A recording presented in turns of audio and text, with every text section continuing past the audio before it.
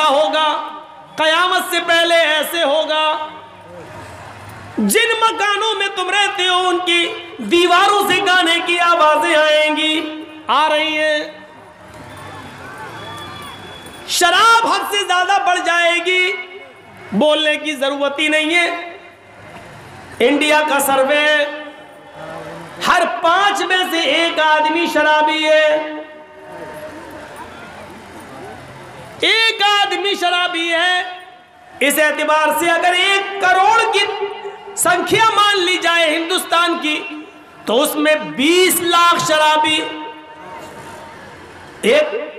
एक मिसाल दे रहा हूं, 1 करोड़ नहीं है, 100 करोड़ है। अगर 1 करोड़ की तादाद मान ली जाए हिंदुस्तान की, तो उसमें 20 लाख शराबी है। 100 करोड़ की तादाद मान ली जाए हिंदुस्तान की, तो उसमें 20 करोड़ शराबी है। और 20 करोड़ शराबी में 10 करोड़ सिर्फ मुसलमान ही मुसलमान है, और बकिया 10 करोड़ के अंदर हिंदू, सिख, जैनी, क्रिश्चियन, यहूदी, बुद्धिस्ट, जैनी, ये सारी कौमें मिलाओ तो 10 करोड़। आधे सिर्फ मुसलमान हैं और आधे में सारी कौमें शामिल है। ये इंडिया का सर्वे कह रहा है। जिस मजहब के गाइड ने, रहबर ने, रहनुमा ने, मोहम्मद रसूलुल्लाह सल्लल्लाहु अलैहि वसल्लम ने जिस शराब को जितना ज्यादा हराम करार दिया है, आज उसी कौम के उसी नबी के मानने वाले आज उसके दिलदादा बने बैठे हैं। आज उसको पानी की तरह, पेप्सी और थम्सअप की तरह पी रहे हैं और फख्र कर रहे हैं।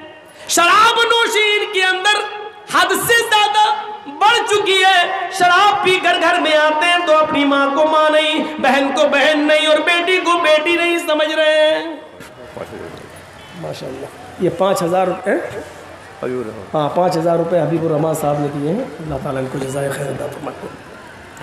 तो मेरे भाइयों सुनिए, ये अंदाजा लगा सकते हैं आप, आज ये शराब नोशी हमारे मुस्लिम मुआशरे के लिए वबाले जान बनी हुई है। बहुभाषिता, वो मुस्तकबिल की बातें बताएंगे। वह यकसूरत जिना, जिना की कसरत होगी, हो ही गई है। जिना के असबाब इतने पैदा हो चुके हैं कि जिसके ऊपर हम जितना भी मातम करें कम है। 10-10 और 12-12 साल की लड़कियां मोबाइल इस्तेमाल कर रही हैं। अब तो ऑनलाइन पढ़ाई के नाम पर बड़ी आसानी से उनके माँ बाप भी दे देते हैं। मोबाइल का इस्तेमाल वो इस 1 साल के लॉकडाउन में इतना सीख गई हैं, इतना सीख गई हैं कि उनको जो जियो की तरफ से और एयरटेल की तरफ से मिलने वाली 1 GB 1.5 GB उनको पूरे दिन इस्तेमाल करना है। फिर रात की तारीकी और अंधेरे में माँ बाप जब सो जाते हैं, तब आपकी बेटी पढ़ने के बहाने अलग रूम में जाती है, और फिर वो क्या क्या देखा जा रहा है वो सब बताने की जरूरत नहीं है।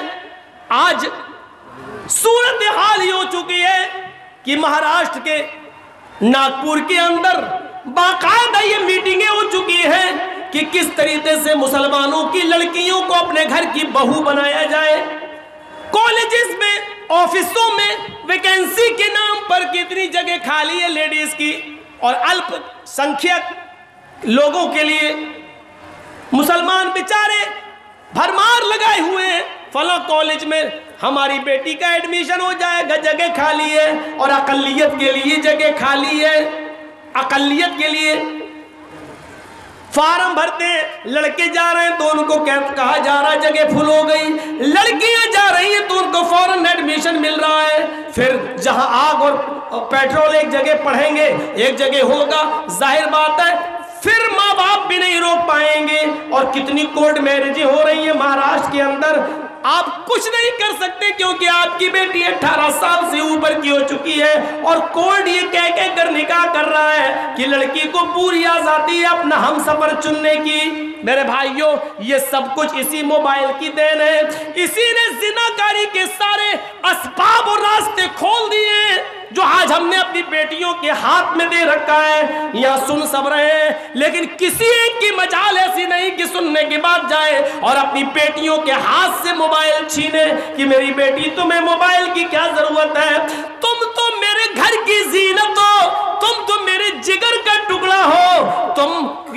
सहेली से बात करना है तो मेरे मोबाइल से बात कर लो, लेकिन मेरी बेटी तुम मोबाइल क्यों रखोगी, तुम मोबाइल क्यों चलाओगी? आज किसी बाप के अंदर इतनी हिम्मत नहीं जो अपनी बेटी से ये कह सके।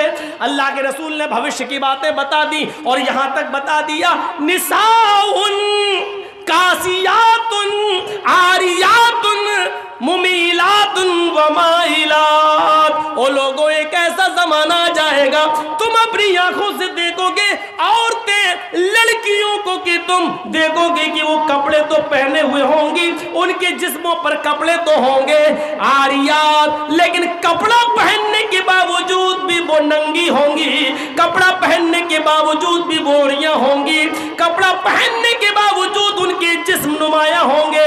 आज कपड़ों की फिटिंग देख लो, इतने टाइट कपड़े कि कपड़ा, सुन लो मेरी बहनों, सुन लो मेरी माओ, सुन लो और मेरी कौम की बेटियों फिर सुन लो, जो लड़की इतना टाइट शलवार कमीजी क्यों ना पहने, साड़ी क्यों ना पहने, इतने टाइट कपड़े पहन ले कि कपड़ा पहनने के बाद उस औरत या उस लड़की के जिस्म का फिगर दिखाई दे रहा हो, उसकी बाहें दिखाई दे रही हो, उसके शरीर का, उसके जिस्म का फिगर दिखाई दे रहा हो कि ये इतने सेंटीमीटर होगा, ये इतने इंच होगा, ये सारी चीजें अगर नुमाया हो रही हो तो वो जिस्म चाहे कितना ढका हुआ हो, ये नंगे में शुमार है, ये उरिया में शुमार है, ये बढ़ानापन में शुमार है। अल्लाह के नबी ने ऐसी औरतों के लिए कहा है, आरियात कासियात, कपड़े तो पहने हुए होंगी, आरियात लेकिन नंगी कहलाई जाएंगी।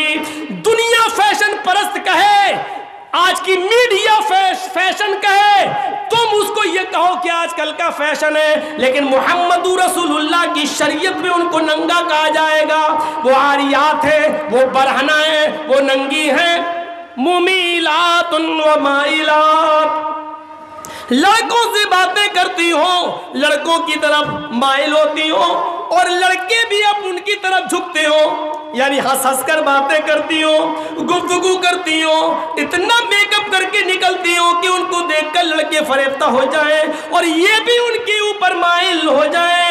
जब तुम ये देख लो अपने जमाने में और ऐसा माहौल देख लो तो ऐसी औरतों को देखकर सोच लेना, ला यदखुलनल जन्ना वला यजिदना रिहा, ऐसी औरतें जन्नत के अंदर दाखिल न होंगी, जन्नत तो दूर, जन्नत की खुशबू भी नहीं मिलेगी, जन्नत की खुशबू से भी महरूम हो जाएंगी।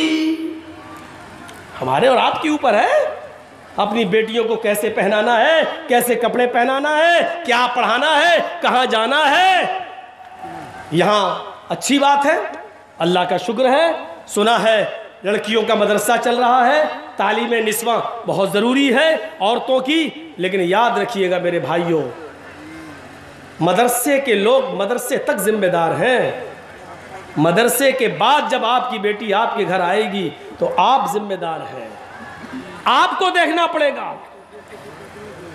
ऑनलाइन पढ़ाई माहौल है दीजिए, लेकिन आप वहां बैठिए, आपके पास टाइम नहीं है। आप अपनी बीवी को वहां बिठाइए कि मेरी बच्ची के पास बैठे, भाई को बिठाइए कि वो आपके पास बैठे। 1 घंटा 2 घंटा कमरे में बंद होकर वो पढ़ रही है ऑनलाइन और 2 घंटे के बाद फिर पढ़ाई खत्म, फिर हाँ थोड़ा सा काम कर रही हूँ। अब क्या काम कर रही, मैं ये नहीं कह रहा हूँ बदगुमानी करिए, लेकिन ये दरवाजे हैं, दरवाजे, चोर दरवाजे, चोर।